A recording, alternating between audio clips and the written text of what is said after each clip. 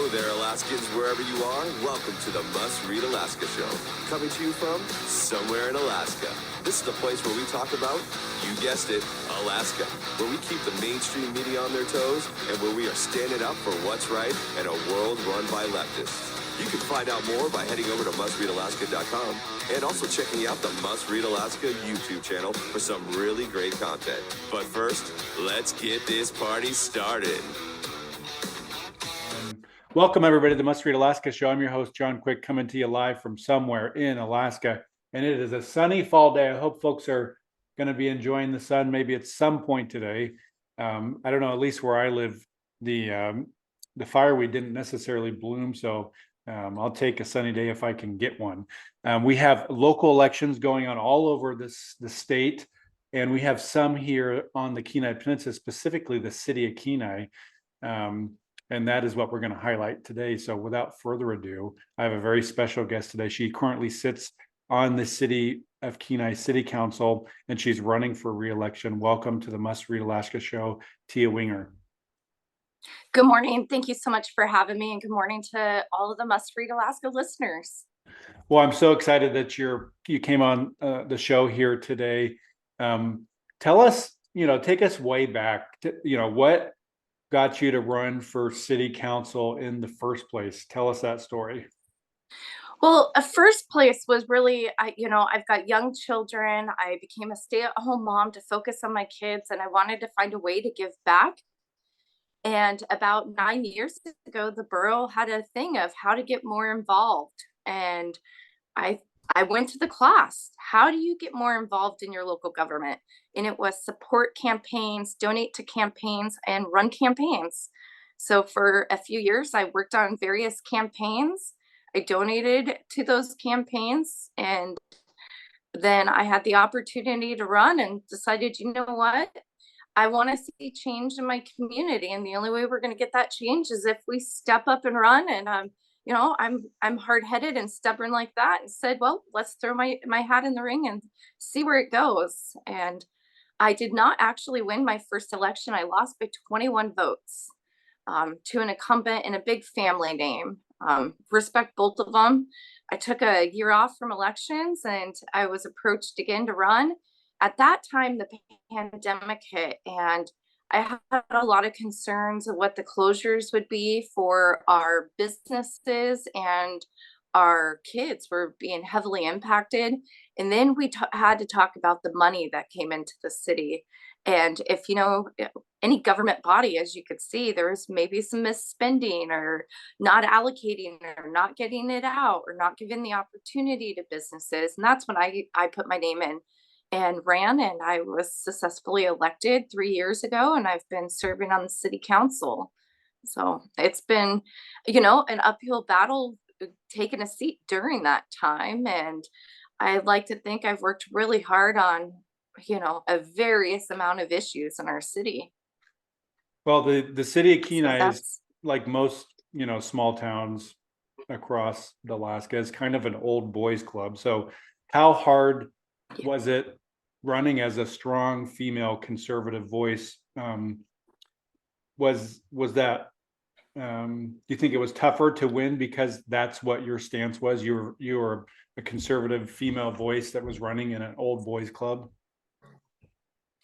Well, it is tough, and I don't have an agenda. My agenda is my community, growing my community, bettering my community, trying to get my kids when they graduate in 5 years to want to stay and give back and be part of our community. So there is a lot of pushback when you're not part of the good old boys club. You're not holding their agenda. You're not voting the way they're told to. The advice I was given when I won my seat was sit down and observe. Don't do anything. Just sit back. You don't strike me as somebody that's going to sit down and observe.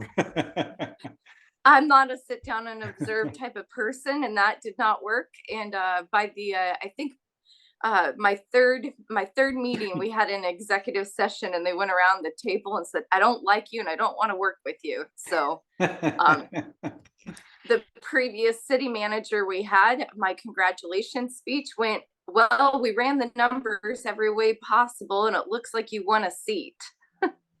So if that explains kind of I've been up against for 3 years, it has been hard being a female, being a conservative female, and being the youngest person on our council body.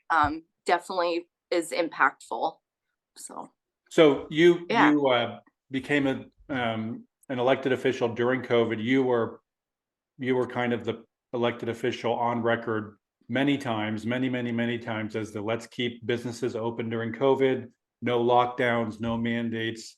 Talk to me about that, because that was not, you stood your ground when it really wasn't popular to do that, because most elected officials across the state, Republican or not, were okay with mask mandates, okay with kind of taking precautions, and you weren't having any of it. Talk to me a little bit about that. Well, I think in the beginning, we all took our precautions in the beginning before we got a lot of information. But by the time I took my seat in November, all that information from March to November had came out. We knew what we were seeing. We kind of knew what to expect. And I wanted to make my own personal choice. So if I wanted to make my own personal choice, I wanted that to be the stance for the people. If they wanted to mask, they can mask, but we shouldn't be forcing it. If they wanted to get a vaccine, they should get the vaccine. But again, we shouldn't be bribing, we shouldn't be forcing. And I just really wanted it's your personal choice approach. I did fight really hard to keep businesses open, and our city facilities. We kept our hockey rink open. Soldotna shut down their hockey rink when a big major tournament came into town, and we advocated to keep our stuff open, and they were able to host their tournament in our city. We had multiple events come to our city because we stayed open and we didn't require that.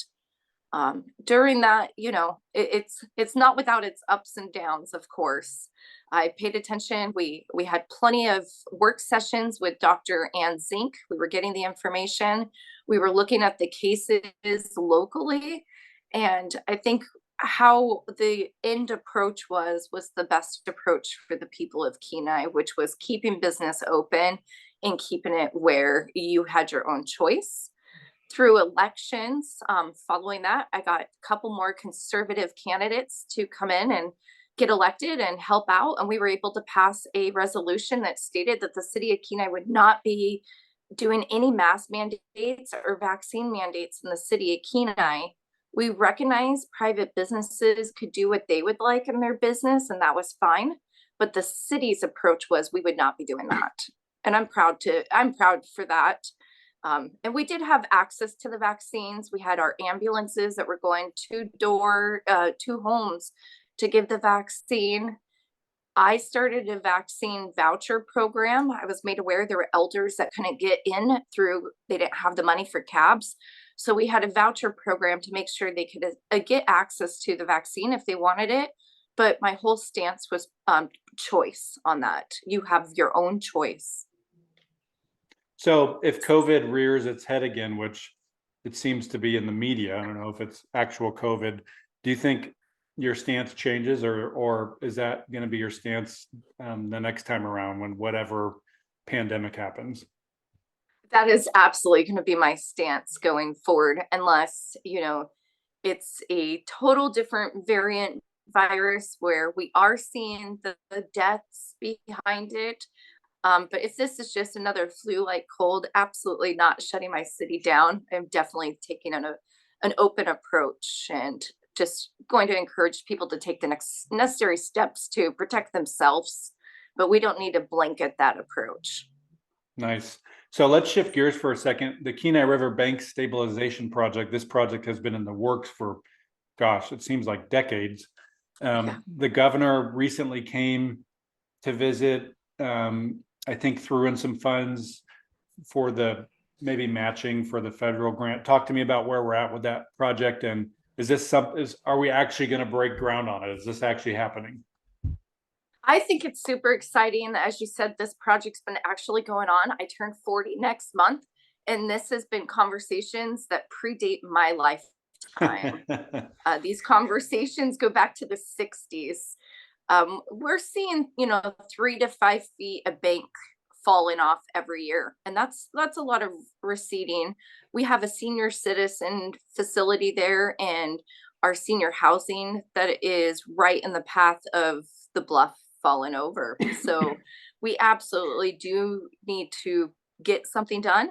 And we're at that point. The governor came down with the Army Corps of Engineers and did a signing. What ended up happening is city of Kenai had a 10% match. We have all the funds. Don't quote me exactly, but I think it was $47 million for this bluff stabilization, and all the funds are there, and they're hoping to go to bid in the early spring. And if I'm reelected for city council, it may be a vote I might have to excuse myself from, because my husband's company plans on bidding this project. And due to that, I wouldn't be able to vote on that awarding of that contract, which would bum me out a little. But I'm really happy to see that project go through. And I know, Connect Construction would be more than capable of getting this project done for us. So, yeah, Nice. it's exciting to see where we were at. So, And you wouldn't believe how many people showed up that have touched this project. I'm sure, since it's been going on since the 60s. I mean, it's kind of comical, you and I probably think that it's funny that, this is government, right? It takes 40 years to 50 years, 60 years to complete a project. But it is nice to know that this project may be starting here in the next couple of years, which is pretty awesome. So. Yeah, it'll be great. I've often said, we have the waterfront revitalization that we're focusing on next. And I said, we shouldn't get the cart in front of the horse. And the bluff is the horse. I mean, we've got to get this done. We've got to get this addressed. And once we've got the bluff stabilized, it really will open up a lot of economic development in our city. And then that, I think, will really help us grow that waterfront revitalization area that we've got coming. So you're running and again we're for already seeing re-election. development. Oh, sorry, we have a little Yes. delay here. My bad. You're running again for re-election. Talk to us about why you're running again. Do you still have work you want to accomplish? What's the major force behind putting your name in the hat for another 3-year term? I do. There's, 3 years seems like a long time. But it really just isn't. So much comes forth from administration. So you have to kind of push what you're doing on the side a little. But the balls are still rolling, from street lights to road maintenance to projects. We've got, anything and everything I've been addressing. We've got the spruce bark beetle that's been going forward. I would like to stay on to watch the completion of the spruce bark beetle mitigation that we've got going. I would like to bring something to residential relief on spruce bark beetle. I also, we don't have a business tax, property tax credit in the city of Kenai like the city of Soldotna does. And that is one thing we addressed in our July budget. And that would be one item that would be, if I'm elected, the first thing I would introduce to this body. And we need to really start looking at what we can do to build our business base up in the city of Kenai and get people to come over here. We have so much real estate, lands, leases that we could really be focusing on. We have a lot of code issues in the city of Kenai, a lot of cleanup work that needs done. If you drive around, you'll see a lot of condemnable houses. And that's one thing I've been working with administration on. And we're going to have to continue to focus on that issue as well in our city to clean it up and help us thrive again. We've got a lot of development coming in for housing, which I think we all know we need more housing. And we've got a lot of development this year for the housing end of things. So it's exciting to see things starting to kind of kick up. And I'd like to be there to keep that ball rolling on a lot of these issues. Nice. So where can capital somebody projects that need completed? Yeah. Where can somebody find information? You're going to have folks that'll listen to this from, all over the state. Maybe they have a cousin or a niece or a nephew that lives in Kenai and they're like, man, you have to hear this. Where can somebody find more information about you? You got a Facebook website. Talk to us about where they can find you. I do. They can find me at Facebook, Teea Winger for Kenai City Council. You can also reach me at teawinger@yahoo.com.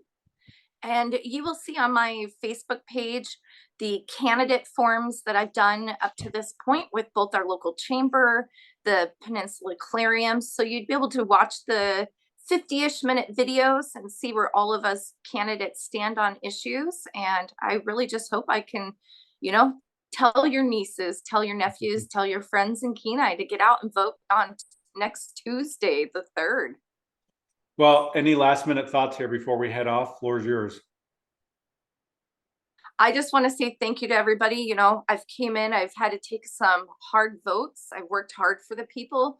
I'm a voice of the people. I'm not a politician. I'm a mom trying to do good in her community. And the best way is to get involved.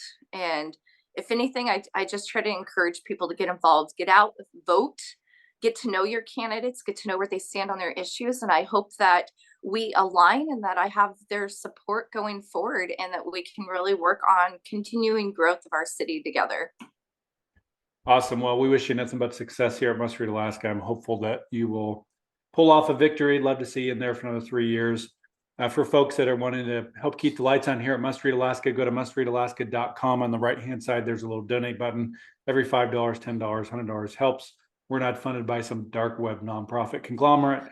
We're just funded by everyday folks who care about conservative news in Alaska. So until next time, I'm John Quick from somewhere in Alaska. Thank you so much for joining us.